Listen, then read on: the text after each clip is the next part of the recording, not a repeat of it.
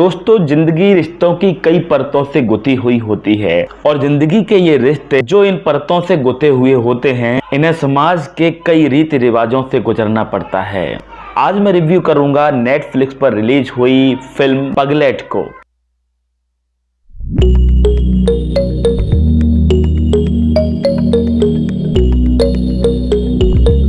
Welcome back to movies अलमीरा। आज review कर रहा हूं नेटफ्लिक्स पर रिलीज हुई फिल्म पगलेट को। नेटफ्लिक्स पर हाल ही में रिलीज हुई है फिल्म पगलेट। कैसी है ये फिल्म, क्या खासियत है इस फिल्म में, ये फिल्म आपको देखनी चाहिए या नहीं, क्या कमियां हैं इस फिल्म में, इस सब के बारे में मैं इस रिव्यू में चर्चा करने वाला हूं। तो वीडियो को बिल्कुल स्किप नहीं कीजिएगा, बिल्कुल लास्ट तक जरूर देखते रहिएगा। दोस्तों, दुनिया में बहुत सारे सो कॉल्ड समझदार लोग हैं। अब ये कह पाना मुश्किल है कि वो सो कॉल्ड समझदार हैं या पागल है। अब वो लोग पागल हों या समझदार हो, इस बात से कोई भी फर्क नहीं पड़ने वाला। लेकिन मेरा तो मानना ये है कि हर किसी में थोड़ा थोड़ा सा पागलपन जरूरी है। अगर ये थोड़ा सा पागलपन ना हो तो ये जिंदगी बोझिल सी लगती है, बोरियत भरी लगती है। तो इसी समझदारी और पागलपन को बयां करती है नेटफ्लिक्स पर रिलीज हुई फिल्म पगलेट। पगलेट जीवन के रिश्तों की हकीकत को बयां करती और हमारे समाज के कई झूठे रीति रिवाज पर प्रहार करती है। ये कहानी है एक नवविवाहित लड़की संध्या यानी कि सान्या मल्होत्रा की, जिसका पति आज तक हाल ही में एक्सपायर हो चुका है। उसके पति के देहांत के तुरंत बाद से उसकी 13वीं तक के 13 दिनों को बड़ी ही बारीकी से ये फिल्म बयां करती है। एक इंसान की मृत्यु के बाद उससे जुड़े हुए लोगों पर क्या गुजरती है, किन परेशानियों का सामना करना पड़ता है, सबको बड़ी बारीकी से ये फिल्म बयां करती है। साथ ही आस्तिक की मृत्यु के बाद से 13 दिन के बीच में जिन रीति रिवाजों को इस फिल्म में दिखाया गया है, हम में से अधिकतर लोग उन रीति रिवाजों से परिचित हैं, जिसे इस फिल्म में बड़ी ही बारीकी से दिखाया गया है। और जो लोग इन रीति रिवाजों से परिचित नहीं हैं, उन्हें ये सब देखकर बड़ा अजीब लगेगा।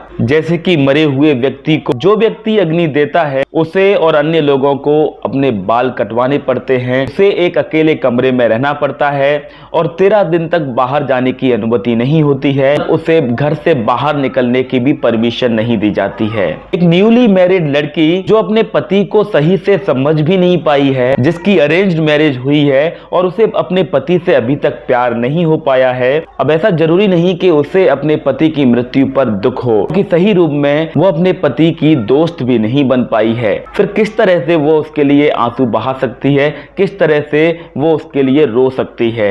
लेकिन हमारे समाज में उस लड़की को रोने का आडंबर करना पड़ता है। अगर रोना आता भी नहीं है तो नाटक करना पड़ता है, उसे एक कमरे में बंद रहना पड़ता है और खाने पीने के लिए भी उसे पाबंदी है। फिल्म में संध्या यानी कि सान्या मल्होत्रा को भी इन्हीं परिस्थितियों से गुजरना पड़ता है। उसकी एक मुस्लिम फ्रेंड जब उसके पास आती है, एक तरफ तो उसके ससुराल पक्ष की तरफ से मुस्लिम होने के नाते उससे भेदभाव किया जाता है, उसे अलग बर्तनों में खाना दिया जाता है। संध्या को उसके पति के देहांत का कोई भी असर नहीं है। वो अपने लिए चुपचाप पेप्सी और बर्गर मंगवाती है और अपनी फ्रेंड के साथ में गोलगप्पे पीने भी जाती है। संध्या की मुस्लिम फ्रेंड जब उससे पूछती है कि तुम्हें अपने पति के देहांत का दुख नहीं है, तब वो बताती है कि बचपन में उसकी एक पालतू बिल्ली मर गई थी, तब उसे बहुत दुख हुआ था और वो बहुत रोई थी, लेकिन अब उसे वैसा कुछ लग नहीं रहा है। संध्या के माँ बाप जब उससे मिलने आते हैं, तब संध्या के ससुर यानी कि आशुतोष राणा कहते हैं कि संध्या चाहे तो कुछ दिनों के लिए अपने घर जा सकती है,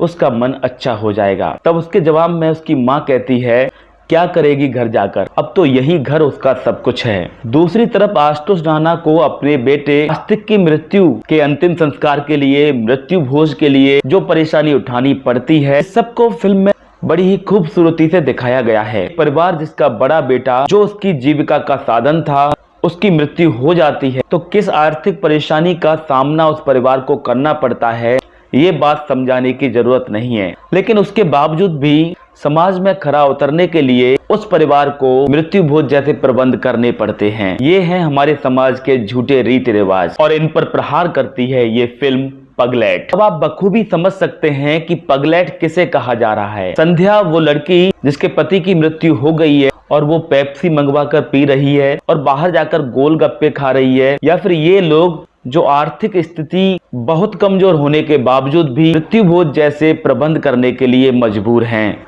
या फिर इस समाज के वो रीति रिवाज जो इन मृत्यु भोजों को बढ़ावा देते हैं। किसे पगलेट कहा जा सकता है?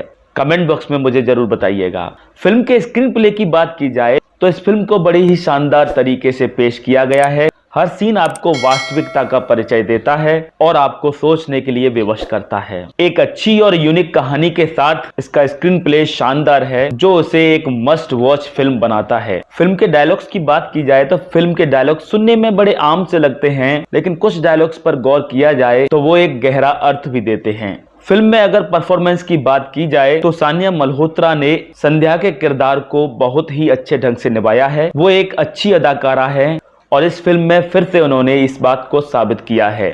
आशुतोष राणा की बात की जाए तो उनका किरदार फिल्म के दौरान कई बार आंखों को नम कर गया। दूसरी तरफ एक लंबे अरसे के बाद आशुतोष राणा को देखकर बहुत अच्छा लगा। वो एक अच्छे कलाकार हैं, उन्हें इस तरह की फिल्में मिलते रहना चाहिए। रघुवीर यादव भी अपने कैरेक्टर में अपनी छाप छोड़ पाए हैं। कुल मिला के रिश्तों की परतों को खोलती हुई ये फिल्म समाज के झूठे रीत रिवाजों पर प्रहार करती है और ये फिल्म एक बार जरूर देखनी चाहिए। 2 घंटे की ये फिल्म एक पूरी जिंदगी को बयां करती है और बहुत सारी बातों को गहराई से बताती है। तो कमी की बात की जाए तो इस फिल्म में कोई कमी है नहीं, बस कहीं कहीं फिल्म थोड़ी सी स्लो पड़ती है और कुछ सीन को प्रभावशाली बनाने के लिए एक अच्छे बैकग्राउंड म्यूजिक का सहारा लिया जा सकता था। वैसे ये मेरी अपनी राय भी हो सकती है। फिल्म के फाइनल वर्डिक्ट की बात की जाए तो मैं इस फिल्म को दूंगा 5 में से 3.5 स्टार। ये फिल्म देखिएगा जरूर और ये फिल्म आपको कैसी लगी जरूर बताइए कमेंट बॉक्स में। ये रिव्यू कैसा लगा ये भी बताइएगा कमेंट बॉक्स में। अच्छा लगा हो तो लाइक जरूर कीजिएगा और अगर आप फर्स्ट टाइम हमारे चैनल पर आए हैं तो चैनल को सब्सक्राइब कीजिए और उसके बाद बेल आइकन को क्लिक कीजिए ताकि आपको समय पर हमारे वीडियोज के नोटिफिकेशन मिल जाया करें। तो आज के लिए बस इतना ही। खुश रहिए, आबाद रहिए और मुस्कुराते रहिए।